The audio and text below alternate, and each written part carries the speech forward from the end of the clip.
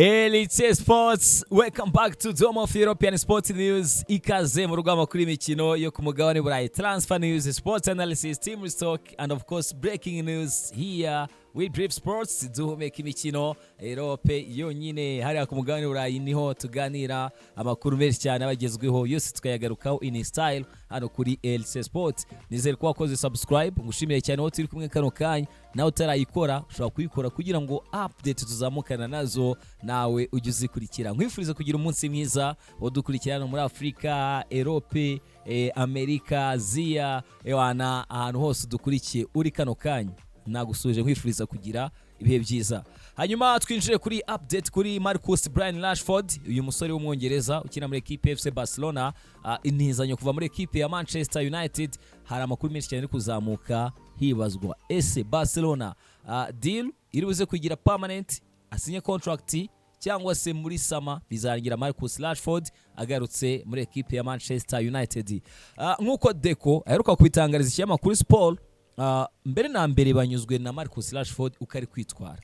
Hari ukuntu utira umukinnyi ariko iyo loan spell icyo gihe wamutiye ntagire performance ishobora kuba zatuma byibuze utekereza kuba wamusinyisha ku buryo bwa burundu. Ariko nanone hari umukinnyi utira akaza akagira performance nziza ku buryo wakwifuza kumugumana. Rashford ku mutoza Hans Flick unemera cyane performance ze. Hans Dieter Flick uyu mutoza w'umudage utoza equipe ya FC Barcelona akubwira ko ari umwe mu bakinnyi b'ingenzi cyane muri squad ya La Blaugrana. Ni Rashford so far umaze gutsinda ibitego 10 na assist 13 mu mikino 34. Byumvikana ko ni umukinnyi ufite statistique nziza, ni umukinnyi ufite resultat nziza. Equipe ya Barcelona mu rugambi irimo rwo gushaka igikombe mu gihe hasigaye imikino 12, aka kanya equipe ya Real Madrid niri ku mwanya wa mbere nyuma yuko Barcelona yatakazaga game itsindwa na Girona. Bivuga ngo aka kanya igiye kwinjira mu rugamba rutoroshye na gato aho igiye gukina performance nziza kuri bano bakinnyi bayo. Rashford nk'umukinnyi uyu munsi equipe nyine yatiye muri equipe ya Manchester United, Deco akavuga ati bari delighted na performance ze, ariko ikiganirwaho nyuma yuko muri sama igihe yatejwe kizaba kirangiye. Ikiri kuganirwaho ese equipe ya FC Barcelona iyi deal izayigira permanent, isinyishe Rashford ku buryo bwa burundu, cyangwa se bizarangira bigoranye equipe ya Manchester United ebe yamusubirana. Aha niho ikinyamakuru La Gazzetta dello Sport niyo mu gihugu cy'Ubutaliyani yarimo ivuga ko ari n'ama equipe atandukanye mu Butaliyani ari kumurebera hafi mu gihe cyose Barcelona itabimusinyishije ku buryo yahita ya approaching equipe ya Man U. Ariko currently nivuga ngo hari agreement igomba kubaho hagati ya Barcelona na the Red Devils. Ikinyamakuru Sport cyera mu gihugu cya Espagne kirandika ko equipe ya FC Barcelona initial agreement bari baragiranye yuko nibashima services za Rashford bazishyura miliyoni 26 z'amapaundi. Barcelona ishaka ko aya mafaranga aya mapaundi bayagabanya, barashaka discount. Yes, gusa equipe ya Man U nayo hakaba reports zimwe zivuga ko ishobora kuba yakwicarana na Barcelona bakicarana bakaganira, ariko hakanaza n'andi makuru avuga ko Manchester United itari prepared no kuba yakwemera kugabanya ibyo yifuza kuri Rashford. Uyu ni umukinnyi yemeye kugabanya ibihumbi 300 yahembwaga muri equipe ya Manchester United, 325 by'amapaundi, binagwa muri 350 ushyizemo n'ama bonuses, yemera gufata 225 muri equipe FC Barcelona. Bikwereka ubushake we nyine afite bwo kuba yakinira iyi equipe. Yaranabitangaje avuga ati nge ndifuza kuguma muri equipe ya La Blaugrana, avuga ati ni equipe nakuze nkunda. Muribuka interview ye mu magambo ye aganira na Sport, Rashford avuga ati what I want is to stay at Barca, ati icyo nshaka ngewe ni ukuguma muri equipe ya FC Barcelona, gukomeza gukinira hano. Ayo ni amagambo ya Rashford. Ni interview iri mu kinyamakuru Sport, ushaka kuba wayireba wayibona. N'umukinnyi akomeza aganira na Sport werekanye ko nta intention afite zo kuba yagaruka gukina mu gihugu cy'Ubwongereza cyangwa se kuba yagaruka muri equipe ya Man U.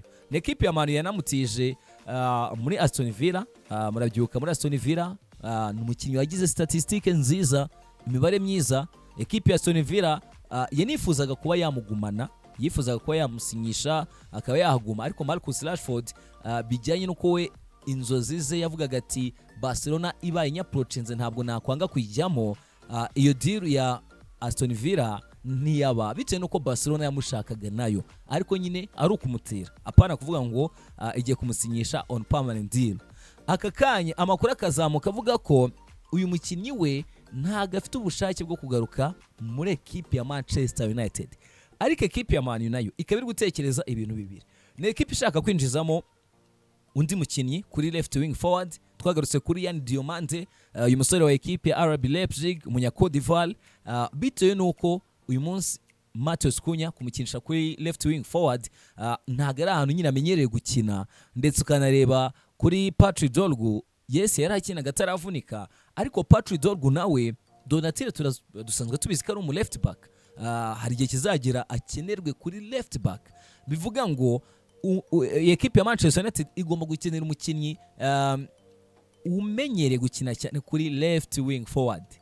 Yagurishije Garnacho muri ekipe ya Chelsea, Marcus Rashford arasohoka aragenda, bivuga ngo currently ibintu ni bibiri. Ese byarangira Marcus Rashford yemeye kugaruka muri ekipe ya Manchester United? Ese Barcelona nimba itari prepared kuba yakwishyura miliyoni 26 z'amapaundi, Man U iremera kuba yagabanya kuri iyo evaluation, ako gaciro ke iremera kugakubita hasi? Marcus Rashford ni umukinnyi kuri ubu ngubu afite imyaka 28, bivuga ngo ntago ari wa mukinnyi wanatekerezamo ikintu cya reselling value cyane. Aka kanya umusinyishije wamusinyisha uvuga uti reka amfashe gutwara ibikombe, kuko aya makipe agiye gusinyisha umukinnyi aviza ibintu byibuze bibiri, harimo ko umukinnyi usinyishije azagufasha kuba watwara ibikombe, kuyo uvuga uti muspendinza amafaranga nubwo nge ntazayabona mu gihe namugurisha, ariko nzi ko muzanye araza agahita amfasha gutwara igikombe. Akanatekereza ikindi kintu cya kabiri, dusinyisha uyu mukinnyi aracyari muto mu myaka, wenda nyuma y'imyaka 2 cyangwa se nyuma y'imyaka 3 bitanakunze ko ibyo bikombe tubitwara bitewe na performance ze, dushobora kuba twagira icyo tumukuramo, ari nacyo twita reselling value. Aka kayemanira avuga iti niba dushyizeho valuation ya miliyoni 26 z'amapaundi, tuyagabanyije akaba ari umukinnyi n'ubundi tutavuga ngo tuzamugurisha ngo nyuma y'igihe runaka, twaba duhombye. Ni mpamvu amakuru avuga ko iyi ekipe iri gustikinga kuri ayo mafaranga, kuri iyo ngano, kuko yifuza ko muri sama iyi ekipe nayo izabona ayishora ku bakinnyi batandukanye yifuza kuba yasinyisha. Marcus Rashford muri mu kinyamakuru Sport avuga ati that's the ultimate goal, but it's not the reason I train hard and give my all. The purpose is to win. From the moment I arrived, I felt very welcome. For me, the reason I'm here is to help the team win trophies. Avuga ati kuva umunsi nageze hano, impamvu ndahangaha ntabwo impamvu nkora imyitozo ariko nyine nifuza kuba naguma hano gusa, atabwo nshaka no gufasha iyi equipe kugira ngo ibe yatwara ibikombe.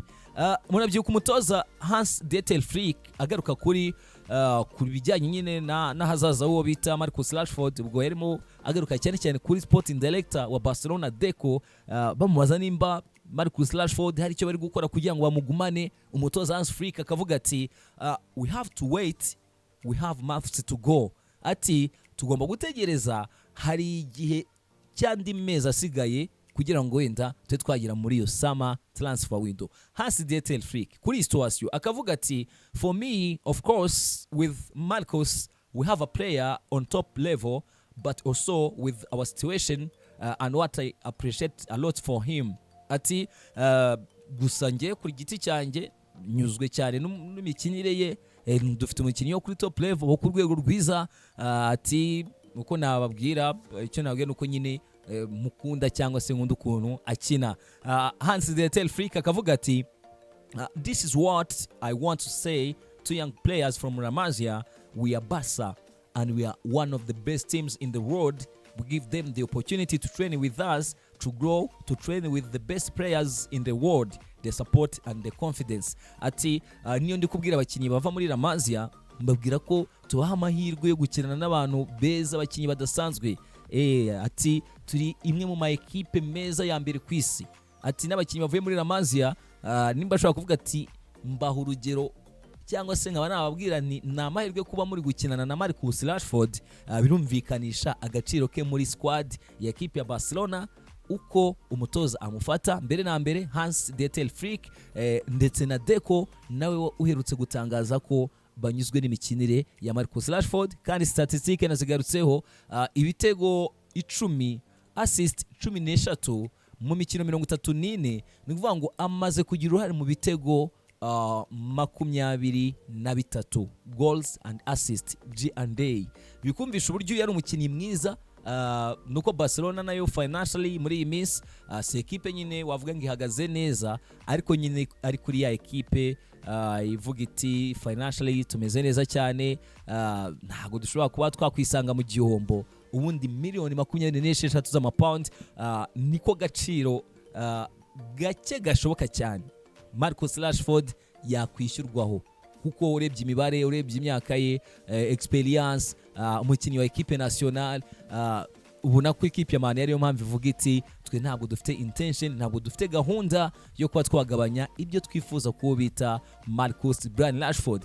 Ikinyamakuru Sport cyo kikaza kiduha indi version, cyo kikatubwira ko equipe ya Barcelona ishaka gukora deal, igakora swap deal na equipe ya Man kugira ngo igumane Marcus Rashford. Hanyuma Marcus Rashford iki kinyamakuru nkuko babitangaza mvuga ngo confirmation ya signing ye kibaye permanent muri equipe ya Barcelona ngiri pending, ndetse Sport iranatubwira ko ngagomba gusinya contract y'imyaka 3 muri equipe ya FC Barcelona. Ikinyamakuru Sport cyara mu gihugu cya Espagne kitubwira ndetse muri deal bakatubwira ko Barcelona ishaka kofaringa abakinnyi babiri, baragaruka kuri Ronald Araujo ndetse na Marcasado ndetse na Ronald Araujo.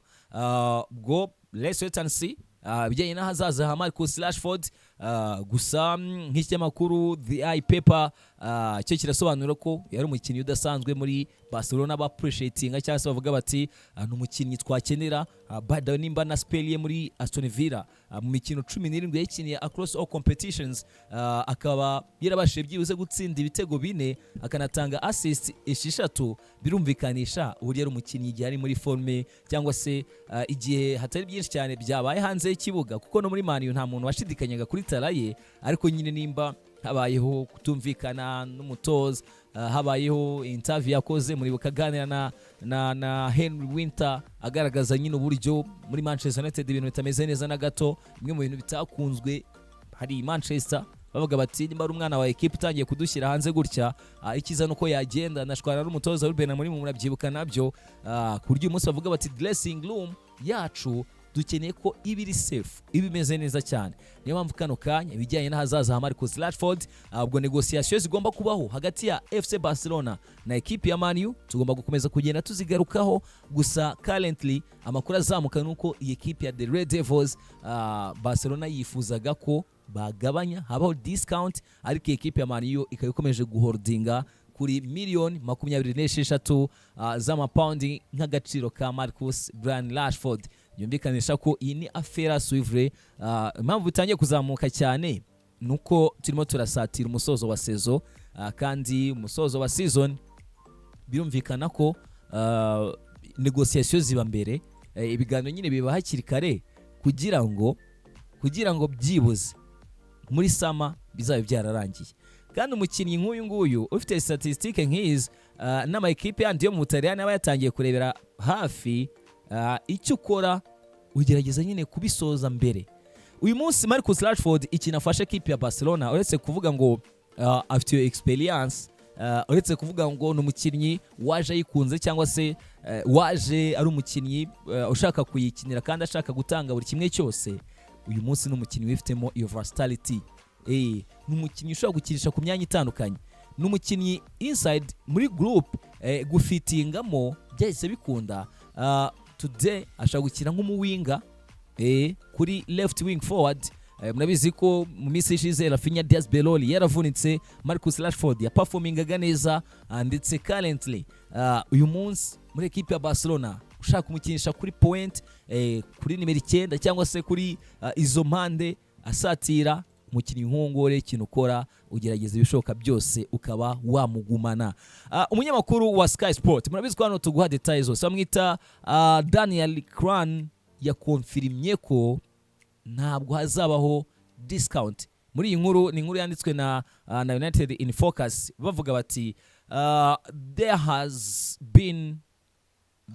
been long talk around Barcelona not affording Rashford. However, despite the rumors, Sky Sports journalist Daniel Kran has confirmed that there won't be a discount.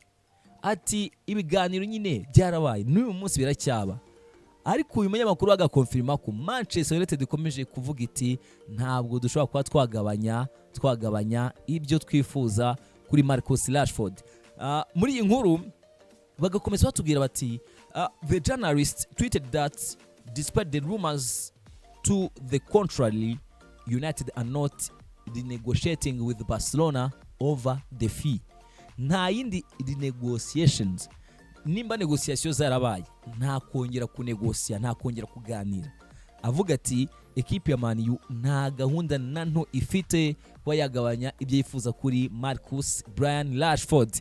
Ubwo rero birumvikana ko nkuko mbikubwira ni affaire yo gukomeza kugarukaho hano kuri LC Sports, tukamenya ibijyanye n'ahazaza uyu mwongereza ugomba no gukora cyane kugira ngo azagaragare muri ekipe y'umutoza Thomas Tuchel, ekipe igomba gukina World Cup. Impamvu nyine nk'ibi byose avuga ati performing kuri top level nitware neza nuko nyine abana visa kuba yabona corap ya ekipe nationale, ariko ibijyanye n'ahazaza he ibyo ngibyo byo bikaba indi issue. Hanyuma ahangaha akandi gato nasorezaho kuri update kuri Marcus Rashford.